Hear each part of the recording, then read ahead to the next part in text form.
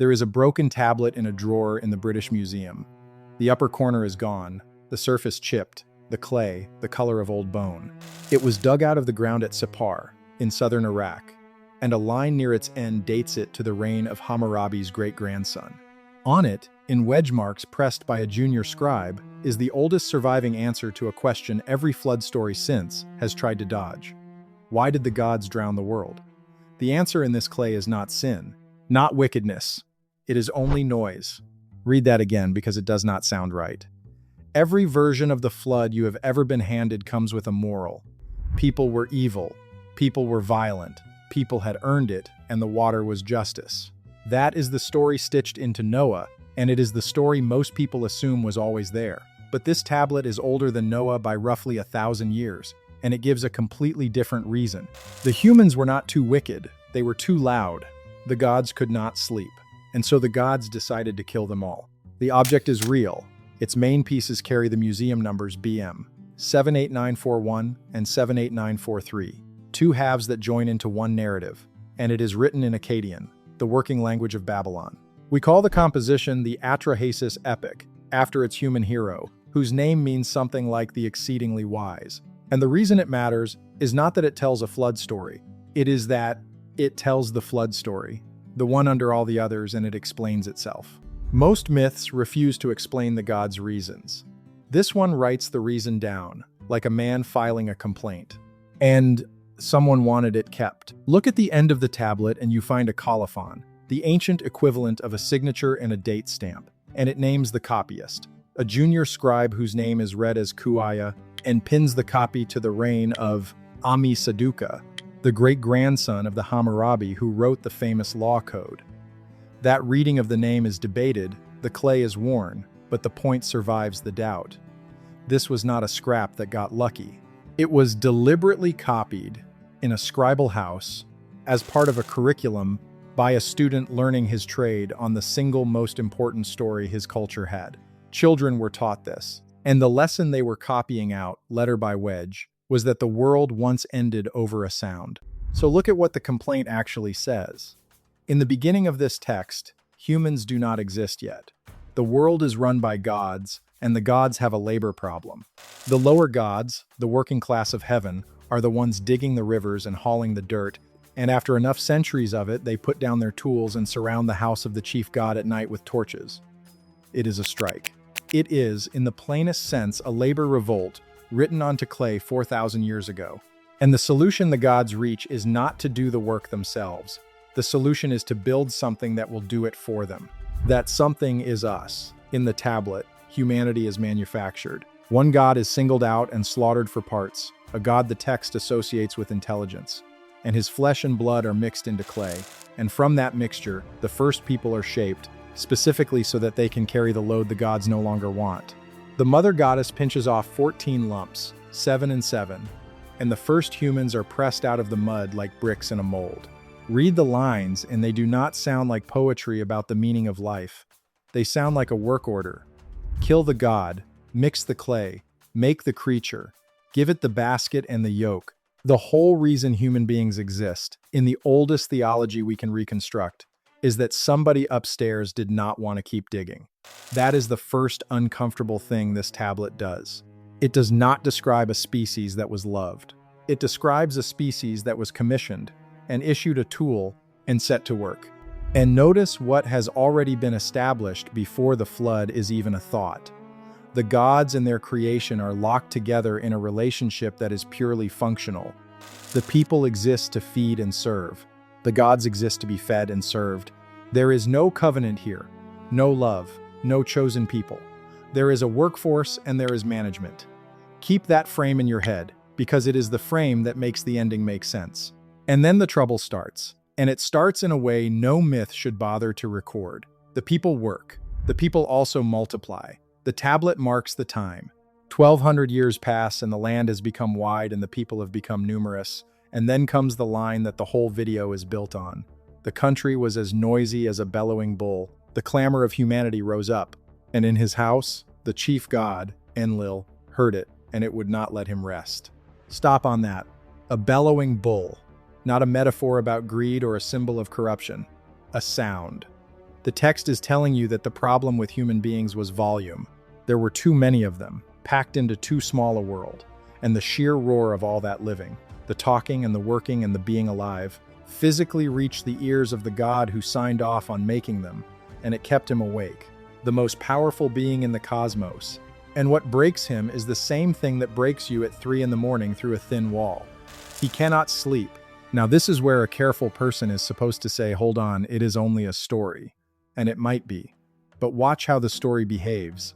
Because it does not behave like a fable, it behaves like a log. Because Enlil does not just get angry and flood everyone. That comes much later. First, he tries to solve the noise the way you would solve a pest problem, one method at a time. And the tablet records each attempt and each result in order, like a man running experiments and writing down what worked. The first method is disease. Enlil calls on Namtar, the god who carries off the dead, and orders a plague, a wasting sickness, to move through the population and thin it out. And here the tablet does something a myth has no reason to do. It does not just say the plague came, it gives the counter move. Because the human hero, Atra-hasis, has a god on his side, the clever god Enki, sometimes called Ea, and Enki tells him exactly how to make the plague stop. Concentrate all your offerings on the god of disease. Shame him with attention. Make him call it off. And it works. The plague lifts. The noise comes back. And that is the first real crack in It's Just a Story. Because why would you write that down? Why would a myth about divine punishment carefully record that the punishment failed and had to be canceled? That is not the shape of a moral tale. That is the shape of a report. Attempt 1, disease, outcome unsuccessful, population recovered. Somebody is keeping notes on how you exterminate a species that will not stay quiet. And the notes have a structure you will recognize. Every cycle in this tablet runs the same loop. The people multiply. The noise rises. The god is disturbed. A method is chosen. The method is applied. Enki finds the flaw. The people survive. The counter is reset, and the clock starts again. That is not how legends move. Legends move by wonder, one strange event after another. This moves by iteration, the way a person moves when the first thing did not work and they are grimly writing down what to try next. The tablet is not celebrating the gods. It is auditing them. So the god escalates. 1,200 more years, the same thing happens. The land fills, the noise rises, Enlil cannot sleep. And this time he reaches for something worse than disease. He reaches for the sky. He calls on Adad, the storm god, and orders him to do the opposite of a storm. Shut the clouds, hold back the rain, let no dew fall. And the tablet describes what a world looks like when the god who controls the water simply turns it off. The fields go white. Where crops should be, the ground crusts over with salt. The rain is locked up above, and below it, people begin to starve. The text says their faces were covered with a layer of malt, cracked and darkened with hunger. This is famine, engineered on purpose, described from the ground. And again, it is procedural. Again, the numbers and the sequence matter. The gods even set up a blockade so that the lower deities, who might smuggle relief to humanity, cannot get through. It reads like a siege plan. The tablet describes the famine tightening, year on year, the daughters watching the mothers, the food weighed out in smaller and smaller portions, until at the end of the worst passages, the text pushes into something almost too dark to translate. Families forced to the edge of eating their own. This is not the imagery of a nature myth about the seasons. It is the imagery of a deliberate starvation, watched from inside the house that is starving. And again, Enki finds the loophole, and again, humanity survives by exploiting the exact mechanics the tablet just laid out. The pattern is unmistakable now. This is not a single act of wrath. It is a campaign, run in stages, each stage logged, each failure recorded, each escalation more total than the last. Plague did not work. Starvation did not work. There is only one lever left. But before we pull it, we have to be honest about the one word this whole thing hangs on. Because scholars have argued about it for decades, and the argument is the most disturbing part. The word for the noise, the clamor that reaches the god, is rigmu, and it does not translate cleanly.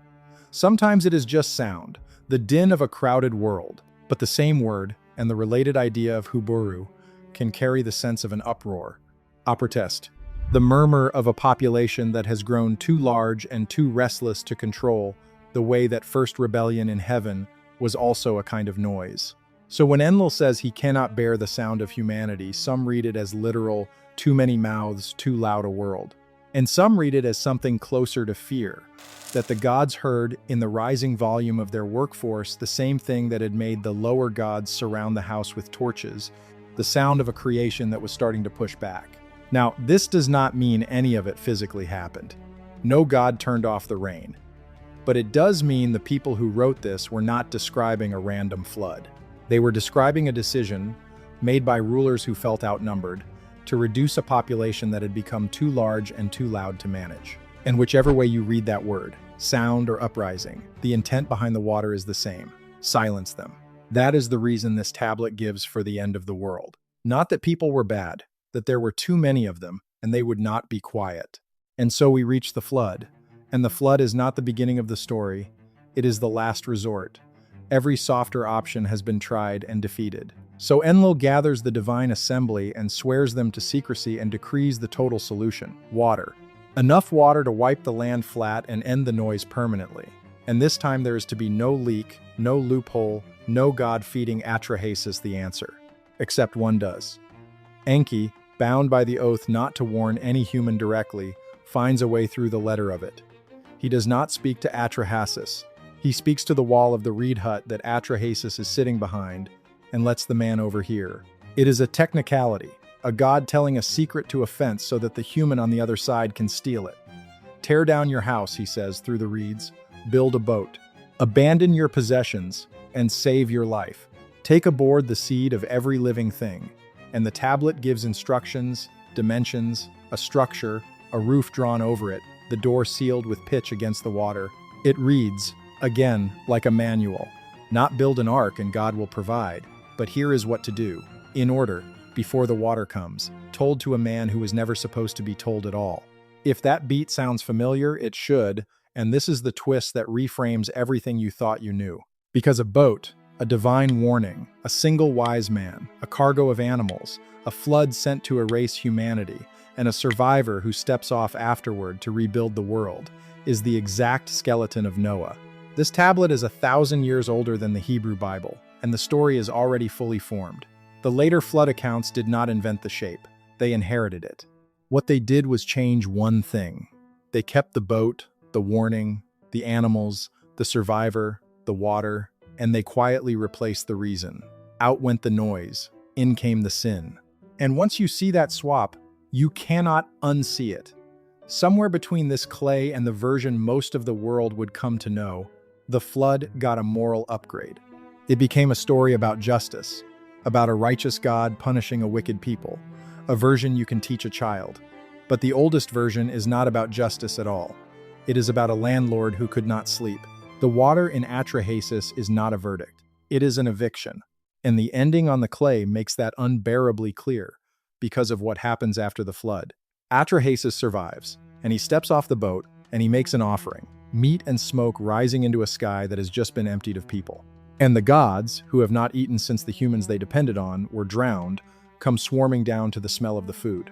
The tablet says they gathered around the offering like flies. That is the phrase. Not like mourners, not like judges, like flies. The gods who ordered the extinction, starving, descending on the smoke like insects, because in wiping out the noise, they also wiped out the only creatures who fed them. They had forgotten that the workforce they resented was also the workforce that kept them alive. The flood did not just silence humanity. It nearly killed the gods who wanted the silence. And then the argument breaks out, and it is the most human moment in the whole text. Enlil arrives and is enraged, not with grief but with betrayal, because a human survived and his solution was not total. And Enki stands up to him and effectively says, "What did you expect? You cannot keep reaching for annihilation every time the world gets loud. The gods do not walk away wiser and kinder. They walk away having negotiated a compromise, quieter ways to keep the population down in the future, so that the sound never again grows loud enough to trigger the water." Read that plainly. The resolution of the oldest flood story is not forgiveness. It is population control, agreed upon by management, so the eviction never has to happen twice. And that is where the mainstream reading has to sit down. Because you can call all of this myth, and in one sense it obviously is. Nobody thinks a storm god padlocked the rain. But myth is not the same as random. This text is too organized to be a fever dream. It has a cause, a sequence of escalating responses, a record of what failed, a final solution, a loophole, a survivor, and a consequence that lands on the gods themselves. It is built like a case history of a decision, and the decision has a chillingly modern shape. A population grows past what its rulers will tolerate. The rulers try to cull it by degrees. When the half measures fail, they reach for total erasure. And the thing they cannot forgive is not evil. It is simply that there are too many and they are too loud. There is a piece of this we will never fully read, and it is the broken corner. The tablet is damaged, chipped, incomplete, with gaps where the clay has crumbled. Lines are missing. Some of the exact wording of the god's complaint, some of the escalation, survives only in fragments and in later copies that have to be stitched together. So we cannot always be certain we have the god's reasoning in full. But here is the strange part. Every gap we can fill points the same way. Nowhere in the fragments does the reason become wickedness. Nowhere does someone step in and say the people deserved it. The clay is broken, but it is not ambiguous about the one thing that matters. The world did not end because humanity was bad. It ended because humanity was too much. We are the ones who could not sit with that. A flood with no moral is harder to hold than a flood that punishes the guilty. So over the centuries, the reason got sanded down, sermon by sermon, retelling by retelling, into something that lets us feel safe. If the water only comes for the wicked, you can always be the exception. But the tablet does not offer you that exit. On the clay, the flood does not come for the wicked. It comes for everyone, because everyone, together, made a sound that a tired God could not stand. So it sits there, in its drawer, in the museum, the corner still missing, the wedges still sharp under the light. The oldest reason ever written down for the end of the world. Not sin, not violence, not a verdict on the human heart. Just noise. Just too many of us, alive at once, loud enough to reach a God who wanted to sleep. Every flood story you know softened that into something kinder. This one never did. The clay still says what it always said. And nobody who copies it, or translates it, or files it under mythology has ever quite been able to make the reason read as anything other than what it is. We were too loud, and that was enough.